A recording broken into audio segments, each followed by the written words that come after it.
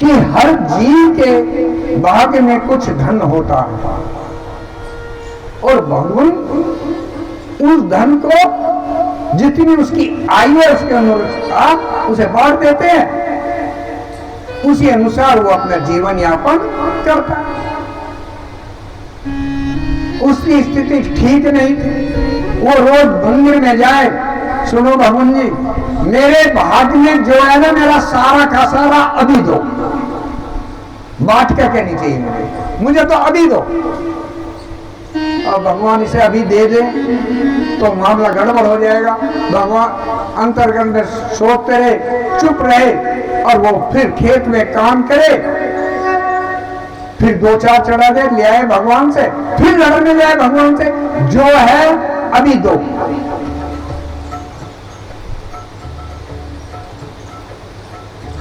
उसी समय परंतु भगवान ने नहीं सुनी। कुछ और दिन बीते।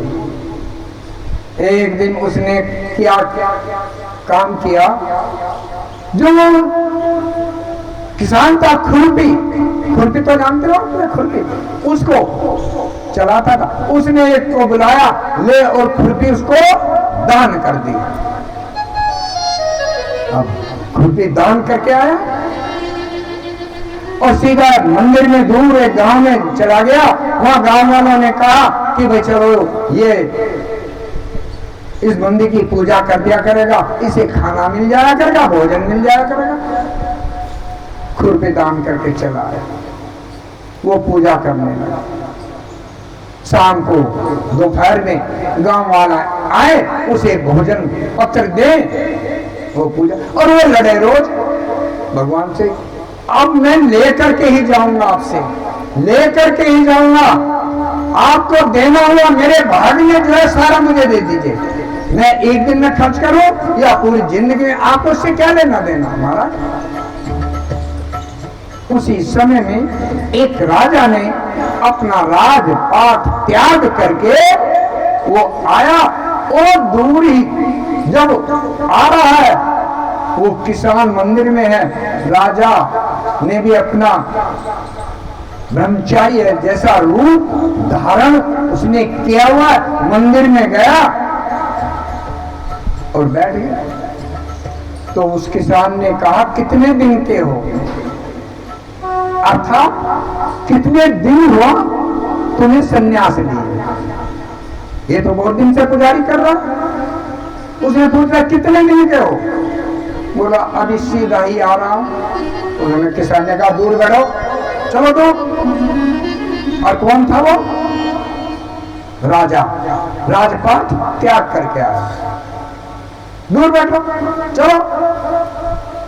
कल के आदमी, हम इतने महीनों से पड़े हुए सेवा कर रहे हैं अंदर, और वो पेड़ के नीचे बैठ गए। गांव वाले आए, उस किसान रूपी जो पुजारी था उसको कुछ दाल रोटी लेकर के आए, भोजन दिया।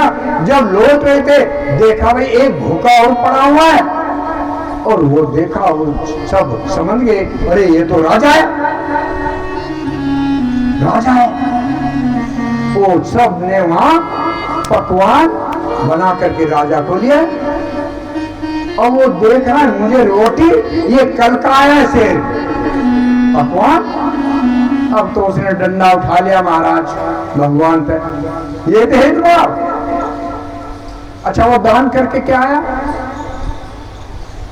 राजा क्या दान करके आया? राज ये क्या दान करके आया? खुरपी। अब भगवान से कहा, भगवान ने सोचा अब समय ठीक है, और भगवान ने कहा भाई तुम्हारे भाग्य में जो है ये 1500 रुपए बनते हैं।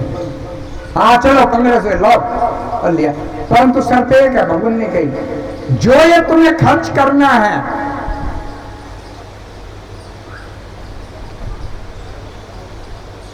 जो तुम्हें खाए, ये जो पेड़ के नीचे बैठा हुआ है उससे पूछ कर खर्च करना पड़ेगा तुम्हें। चलो करेंगे। गिन करके पैसे ले करके गया और पेड़ के नीचे बैठे जो राजा थे, राजा से पूछा 1500 मेरे भाग्य में आए, क्या करो? राजा ने कहा भंडारा करो। क्या भंडारा? ले भैया, ये तो अभी सारा अभी खत्म। सोचे परंतु भगवान का दिया कहीं लुट ना जाए, उसने उस गांव का भंडारा कर दिया। और जब भंडारा किया, एक दान पत्र रखा हुआ था, लोग बात खाएं और दान करें उसमें। शाम को जब खोला तो धन दुगना था, 1500 से 3000 हो गया। महाराज अब क्या करूं? उस महात्मा से जो पेड़ के नीचे बैठे हुए हैं उन्हीं से पूछो। हो गए कि महाराज अब ये इस धन का क्या करूं? बोलो। तो राजा ने जो राज त्यागा था वो कहने लगे इस धन का तुम फिर भंडारा करो। महाराज कल तो भंडारा किया, अरे अब की बार और गांव वालों का करो, बड़ा करो। अब उसने उससे तिगने गांव वालों का भंडारा कर दिया। अब पब्लिक ज्यादा आई क्योंकि धन बढ़ा तो भंडारा भी बढ़ गया। और जब बढ़ा वो भंडारा तब खोला गया तो तिगना चौगना निकला। समझ गया दान में कितनी शक्ति है। मैं तो एक खुरपे ही दान करके आया और इसका जब चक्रवर्ती ब्याज चला तो कहां का कहां पहुंचा। दान की ये महत्ता है। परंतु कलयुग में दान लंगड़ा हो चुका। लंगड़ा जानता हो कैसे? दे ना दे, दे तो कितना दें, क्या करें? कृपणता आ गई है, इसलिए उसकी साथ चला गया है दान का। जो भी करें आप, 1 रुपया करें, कृपणता कभी नहीं लाएगी। बस इतना समझ लीजिए। बड़े ट्रेन से दूसरे को दिखा करके ना करें। दिखाते हैं ना और फिर चर्चा करते हैं। मैं तो आज भागवत में पहली दफा गई थी, चलो 10 रुपए चढ़ाया। 4 रुपए 50 जगह जब तक ना कह दे दान के लिए। दान का बड़ा रहस्य है, मत बताइए। आप पुष्प दान करके जाइए ना, वो भी तो दान है। भगवान ने धन थोड़ी मांगा है, पुष्प मांगे। 3 चीज भगवान ने मांगी है, भक्ति, श्रद्धा, सामर्थ्यता। हम क्या तीनों दे पा रहे हैं? भगवान के प्रति भक्ति, क्या भागवत हमारे घर के आंगन में हम बहुत सबसे पहले पहुंचेंगे। एक भक्ति, श्रद्धा, पूरा विश्वास जो भागवत कह रही है वो हमें मिलेगा, पूर्ण विश्वास, आधा नहीं। और सामर्थ्यता अर्थात कराने की भी, और करा नहीं पाते तो बैठने की। इतनी सामर्थ्य होनी चाहिए, हम 3 घंटे बैठ जाए। यही तो मांगा है।